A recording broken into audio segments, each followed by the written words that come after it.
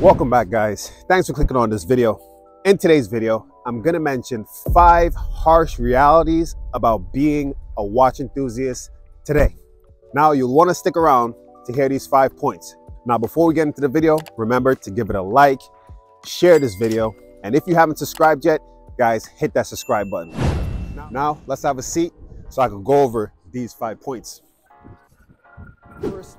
Now, guys, for the first point, that's a harsh reality in being a watch enthusiast today.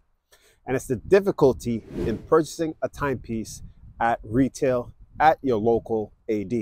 Now, not all, luckily. You can still get an Omega, a Tudor, IWC, Breitling, a Nomos at your AD whenever you like. Most of them, at least. But when it comes to Rolex, AP, Patek, FP Journe, Vacheron, brands like these, you'll have to play some games. I'm not playing with you. I don't play these games. There was a time, for example, where they were just giving away Rolexes. Now, not literally, but there was times where you would go into a Rolex store and they will sell you a Rolex at a discount. Shit.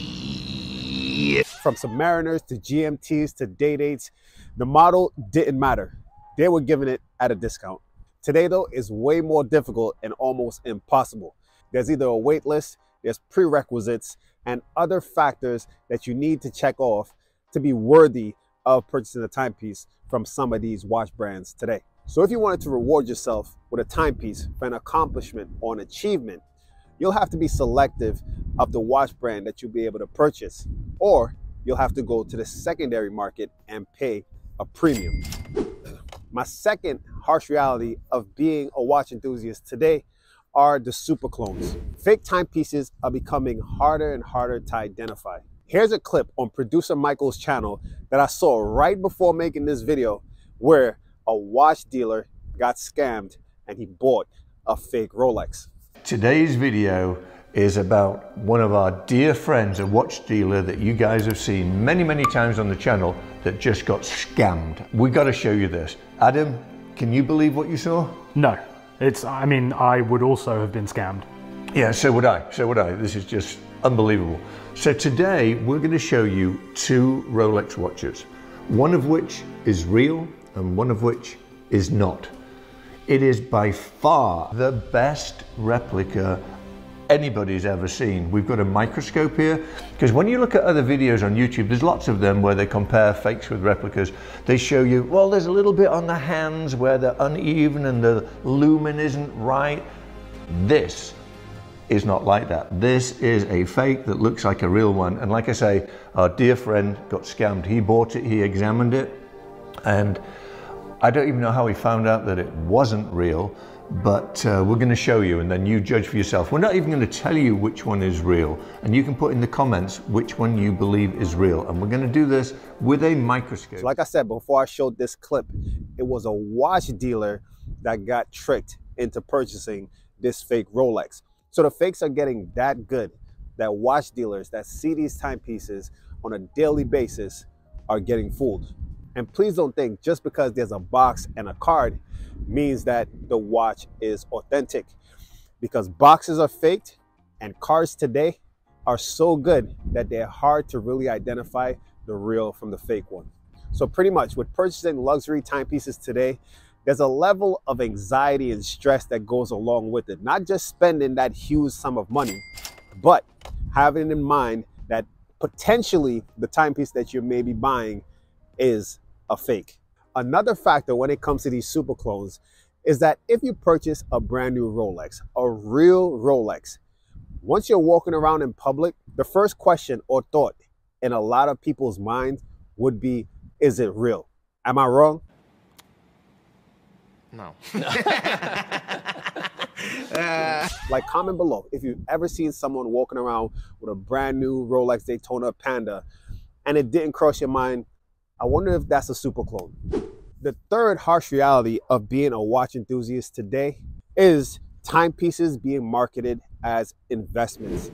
Now, if you think about it, yes, certain timepieces can be considered an investment due to the fact that they go up maybe 20%, 30, sometimes even more over time.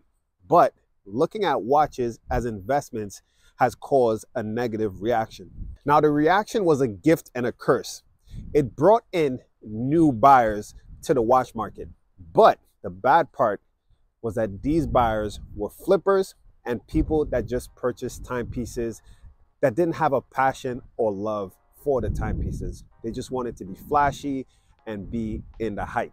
Now, these new buyers caused almost like an artificial increase in the prices of timepieces in the past 3-4 years. This unusual movement in the watch prices priced out potential buyers that are actually passionate about timepieces and love watches. Now for the fourth point, gray market dealers, where I believe there is a need in the market for gray market dealers. I fully understand that gray market dealers are the middlemen for people like you and me to sell our timepieces and also to purchase a timepiece that we are not able to pick up at an AD. Gray market dealers took advantage of the new interest in specific timepieces, which caused the hype in the watch market. It's a business at the end of the day, so they just wanted to make their money. But gray market dealers do have control of the narrative as far as educating the consumer when it comes to watches and how they should be purchasing some timepieces. And we have a Pepsi.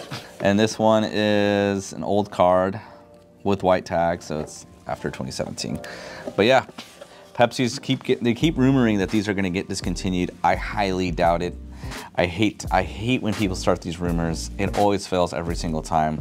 They ran that rumor with the John Mayer for 3 years. People bought them right before they got discontinued, and they lost their ass on them because they would drop after Rolex releases new models, and lo and behold, the John Mayer was still on the website. So obviously, they're going to discontinue every watch at some point, but usually it's to replace it with a predecessor. So I don't know if they do ever discontinue. Instead of educating these new watch buyers the right way, a lot of these gray market dealers took full advantage and played the part of encouraging these buyers to get into the hype and purchasing certain timepieces because they were going to be discontinued, and to purchase this because it may be a good investment.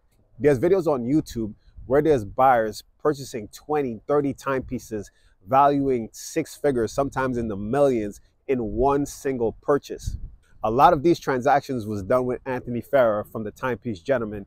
If you guys have ever seen his channel, he's done so many transactions with some big ballers that were just buying up huge sums of watches. And I must add, there's no hate whatsoever for someone that can afford to buy a lot of timepieces. But what I did was put myself in the shoes of someone that had the resources to purchase a lot of timepieces.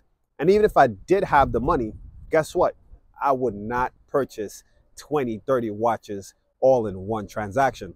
It's more transactional and less romantic this way when you purchase so many timepieces just because you have the money. Is my fifth and final point. That's a harsh reality in being a watch enthusiast today, is social media. Now, social media is a gift and a curse. It connects passion collectors with each other so that we can share our collection and share advice. It connects buyers to sellers, which for me, as a vintage lover, I can appreciate, because vintage timepieces are rare and hard to find, and just being able to connect with people from all over the world makes it that much easier. But what social media can do on a large scale is spread the wrong message.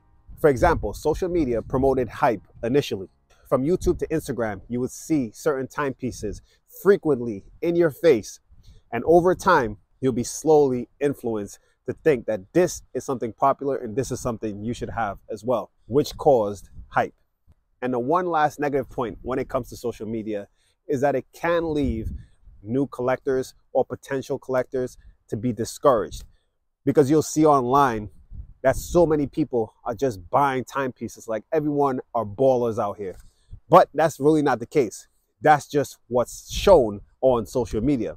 There's a lot of people out here like you and me that struggles to get the timepieces that we want. So don't let social media discourage you and think that everyone out here is getting timepieces and just you alone can't purchase some. So guys, those are my 5 harsh realities in being a watch enthusiast today. I want you guys to comment down below any harsh realities that you have experienced in your journey. Again, remember to like, comment, share, and subscribe if you haven't. And stay tuned for some more videos.